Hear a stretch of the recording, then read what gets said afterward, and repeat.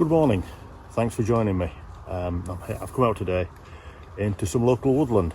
It's thick fog's descended. I just love it when the fog comes down.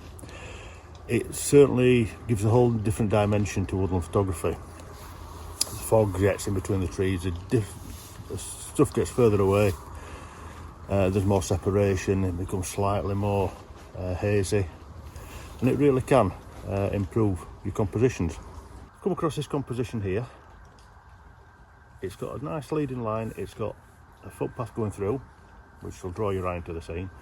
At the end of the footpath, I think it could be some sort of deciduous tree. It's still got its leaves on, but they're a nice orange colour. And the fog's just giving that little bit of a soft feel to it, almost painterly, almost like a painting. Coming back from that, you've got a series of hard trees, possibly beech or ash, I'm not sure. You've then got a sycamore, a silver birch, sorry, and a couple of oak trees on the right hand side.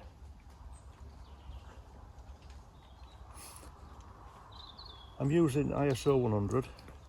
I want the best quality. I'm on a tripod. I've come down low because the tree in the distance, I'm trying to get as much of it in as I can, and it's obscured slightly by a pine tree that's just adjacent to it.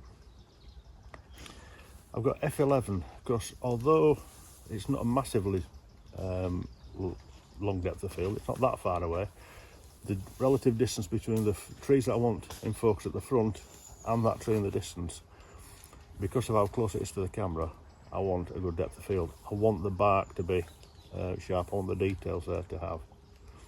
So I'm going to use F11 on this one, and to get the right aperture I've had to slow it down to 1/3 of a second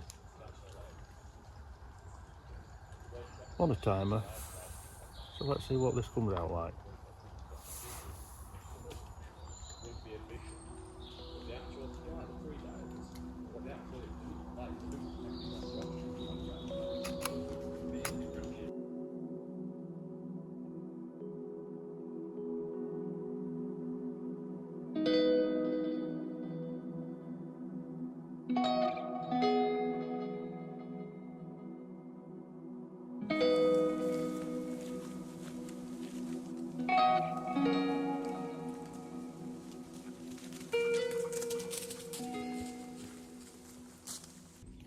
I've just come a short way along the track, probably no more than 100-150 metres, and this part of the woodland is predominantly silver birch, and they've just opened out, just started to thin out, which allows the light to come in.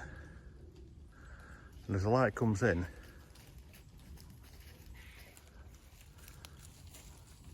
you get, especially with this mist, it just creates what could be hundreds of compositions.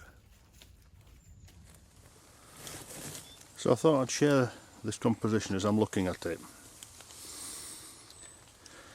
I'm at 24mm. I've got two stems of the oak tree coming in from the left. I've got 1, 2, 3, 4 silver birch, actually 5 and 6, and then one just poking in the edge of the scene. So what I'm going to do, I'm just going to get rid of those. That means I'm going to come in a little bit at the top and the bottom as well, and from the left hand side.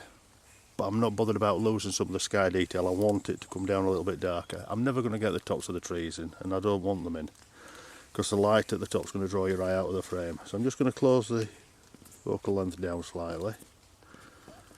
So we've now got the main 3 silver birch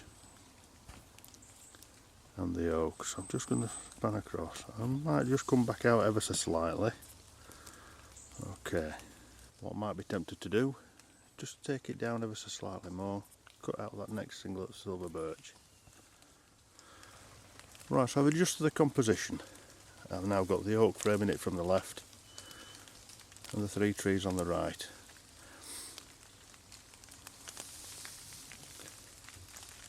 This tree there, that's still got some of its leaves on, I'm hoping is going to balance out the oak tree on the left. Might need a little bit of post-processing. I'm hoping it's going to work. Poking into the frame is some brambles and twigs here just close to the camera. So what I'll do is I'll just pull them out of the way before I take the shot. Probably going to go for f11. But then again they're all on a similar plane, so I can probably take it down slightly. I'll go 7.1, and that should hopefully let some of the fall off on the trees behind. I might even take it down 6.3. I'll take a couple of exposures and see which works.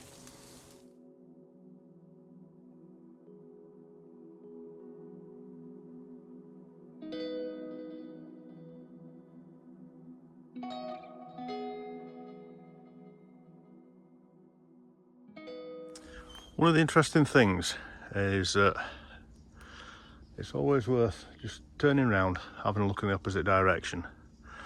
I've literally moved another yard, maybe 2, just turned to the right, just had a look back up the hill into the wood, and the soft diffuse light coming in from the fog is just making everything look quite appealing. Just looking to see if there is a composition to be worked. The leaves on this tree here, combined with the yellow leaves on the sycamores behind, are quite pleasing.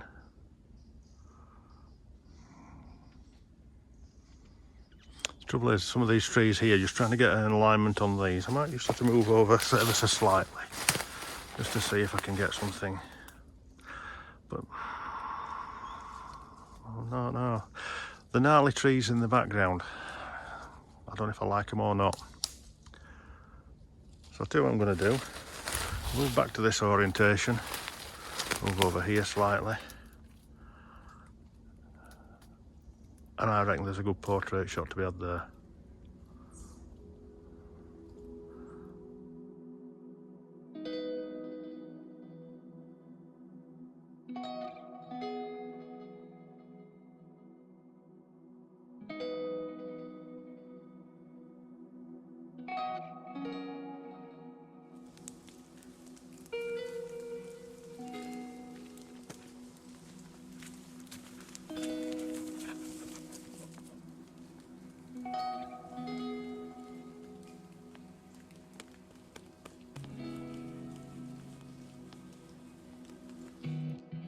So what's happening now, the sun's starting to get up, it's just starting to burn through this mist, so we are starting to lose it.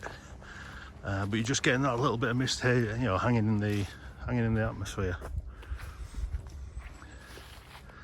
Yeah, like I said, there is shots to be had everywhere.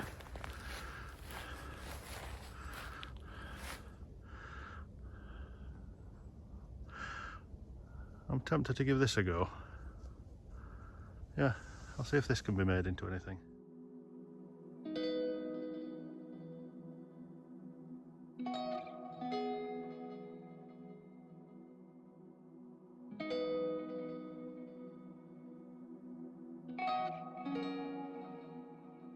So I've just taken a slight detour on my way back, and I've looked at an area that I photographed previously. So I just have a look. I was passing anyway, and the light's starting to do some amazing stuff. As the sun's burning through, it's just starting to burn through the atmosphere. I've just taken a composition I'm just going to share with you now.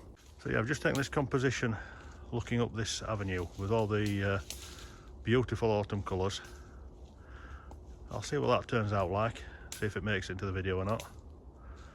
I'll have to have a look. But yeah, beautiful colours. I did photograph this in summer and it was green.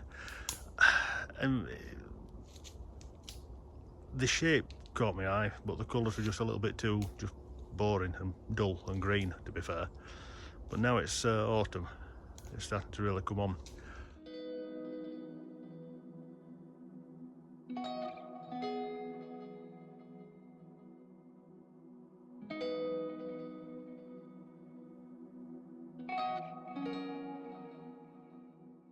Just going to turn round and have a look at this composition here, see if there is something to be had here. Certainly the light coming through the trees is attracting me.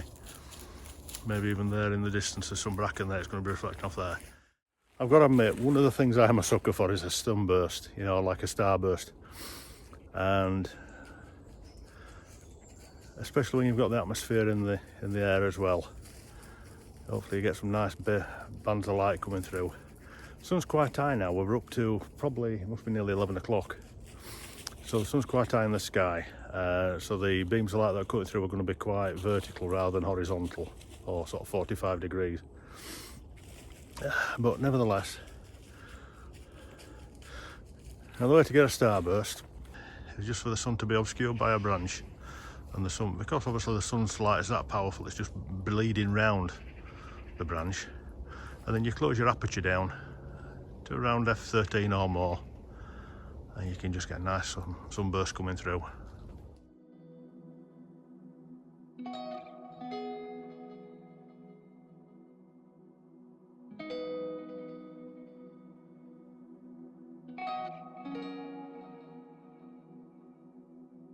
As I was about to leave this hand, I stumbled upon one green fern in amongst a sea of orange, with the sun up above, creating a lovely sunburst. The great thing about woodland photography is you don't need great vast open spaces, you don't need great vistas. This is what, 100 square metres, and some great footage to be had, some great images to be shot.